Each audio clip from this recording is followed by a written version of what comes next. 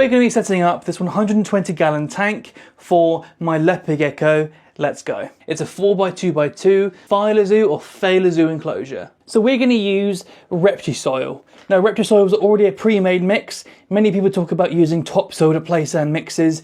This is already mixed, so we're going to use this. You can find this in our Amazon storefront down below. Flip her over and pour it all out. And then what I'm going to do is just spread her about. Spread it all evenly across the enclosure.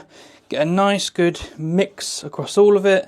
Big pieces like this. I'm going to crumble it up into small pieces and just spread the bedding evenly over this tank. This actually only took 1 bag of the Reptisoil. That's pretty cool. So the next thing we're going to do is place in some cork bark to build up our hardscape and build up to a basking spot around this height at the back of this tank. So first we're going to start off with a big piece of hardscape, a big piece of cork like this, and I want to place it at the back right where I can start building up to a basking spot. What we want to do is make sure it's secure and our leopard gecko can't dig underneath and dislodge it and crush it. So what I'm going to do is just wiggle it and dig it down into the substrate and like zhush it in. I don't know if you Americans say zhush, but there you go. English stuff coming out for you. And then we're going to go for another piece, and what we're going to do is cover up this back right corner right here. Have that coming up like that. What I want to do is make sure that the back corner back there is blocked off, but also I can see across the channel, and it's almost a flow from basking spot to the other side. And I'm actually going to prop it up on the other one. I'm also going to put this hide in there, the round hide, the typical round hide. So now you can see where the lizard's going to be able to bask right here. There's a flow of behind, underneath, inside, flow to here. Again, she can go across the entire back way without being seen. There's a way from front to back through there. She can go up this tube walking up and then climb up. She could also climb up on top and be up here and look around. And you can see that she can get the entire way across without being seen. And now what I want this to be is basically like a background without actually being a permanent fixture, so that you can see that you can do these climbing opportunities and make a pretty enclosure without it being permanent and you not being able to take things out and clean if you don't want a permanent fixture. This last piece can go up here, maybe. I slap it there. So she can climb all the way up, have a lot of height, and use the majority of the enclosure without it being a permanent fixture. I'm just stacking wood, but also you get a reach stack now. So you have different amount of heat here to a different amount of heat here to inside here to down here. And she can pick whatever level she wants to be at in this stack. So the next thing we're going to do is give a humid hide to our leopard gecko. Now, I really like to use the white python egg laying boxes for snakes for leopard gecko humid hides. Nothing fancy, just a big clump of moss. There's also some grass and stuff in here, that's interesting. But that just needs to be spread out, ripped up, spread about, in and amongst, to make a nice little bed of moisture for our leopard gecko to clamber into. And then all we're going to do is take the lid and slide it on over to make a little burrow with an entrance hole here, so our leopard gecko can go in and out with a humid hide. Again, you can do this with any old Tupperware if you really want to. And then what I'm going to do is I'm actually going to hide it back here. So I'm just going to slide it down there and hide it right back there. I'm also going to take a plant that my snake was beating up and put it back there. So I'm just going to shift this bit to the side, put that on top of the humid hide so that I can hide it. So now we've got a nice bright plant at the back of our enclosure. It looks like it's growing out of a background, but actually I've just shoved it in between some pieces of bark. I'm going to take something like an aloe vera and I'm just going to literally shove it down into some gaps. Now aloe vera is really hard to kill. This aloe vera was literally on the side in my reptile room, not in a plant pot, just with no soil and its roots exposed, sticking up in the air. And it still looks like this after like 6 months of just being sat on the side. So if you kill aloe vera, I would be shocked. So just chuck some soil over the roots There you go, it's in a better position than it's ever been in this reptile room. The next thing we're going to do is add some leaf litter. There we go, leaf litter to cover the top of our tank. What this leaf litter is going to do is once I get a layer on top, if there's moisture down beneath, it's still going to stay dry on top. So what's going to happen is it's going to help keep moisture in the substrate, which our leopard gecko will be able to dig down to. So we're actually giving a choice at every single spot in the enclosure just by putting some of this leaf litter on top. And if nothing else, this is kind of like an accent piece and it just looks nice. Chuck it around. There we go. So I've actually chopped off some bushes in the garden and we're going to chuck that in there because do you know what? Why not? So I'm going to chuck this, probably wedge it at the back here and slide it down that gap.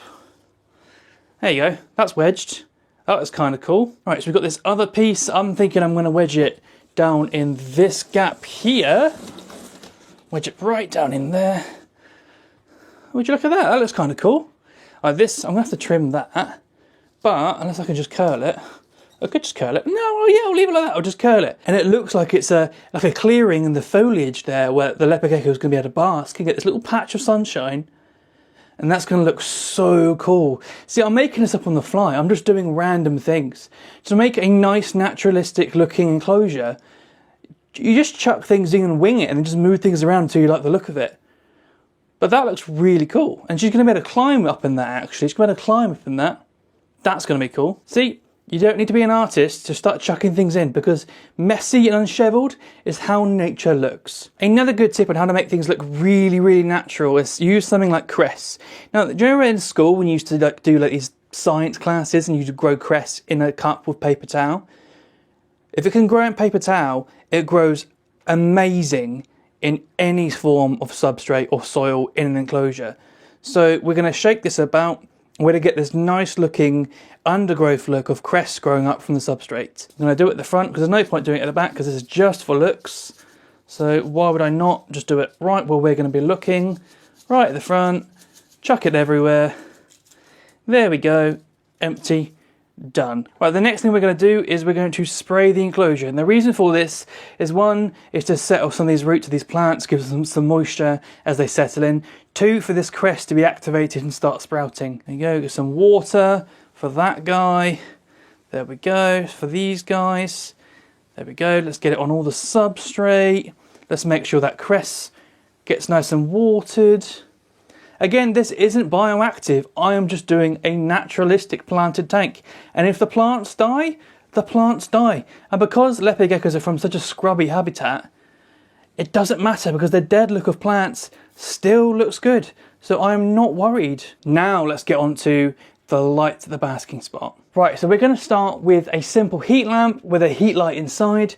We're going to put that directly over our basking spots onto that log. We're going to switch that on. There we go, basking spot. The next thing we're going to be doing is placing a UV over the gap so that the leopard gecko is going to have UV if it climbs up on top of the log.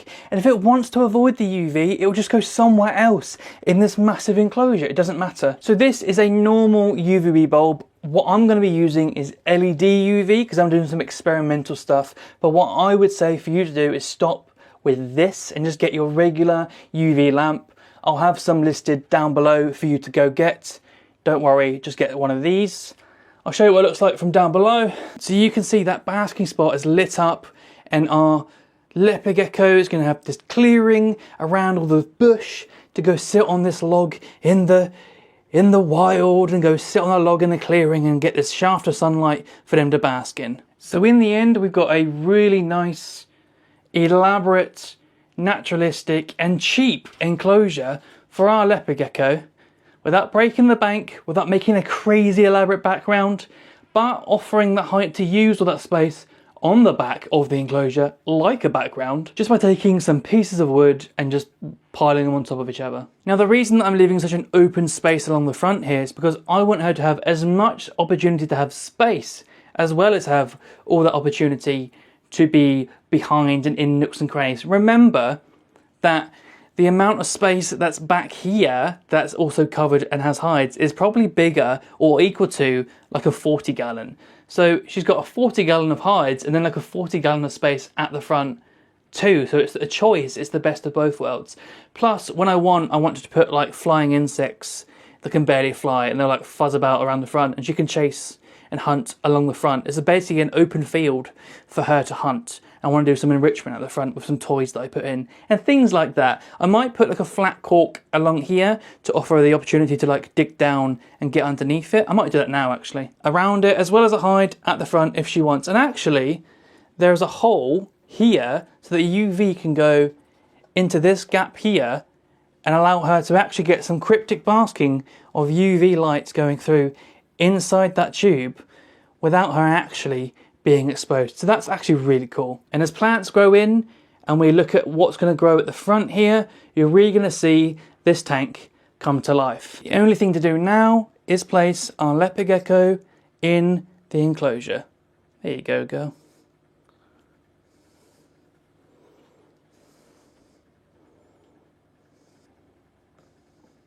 Keep an eye out for an update on how it all grows in, and I'll see you in the next video.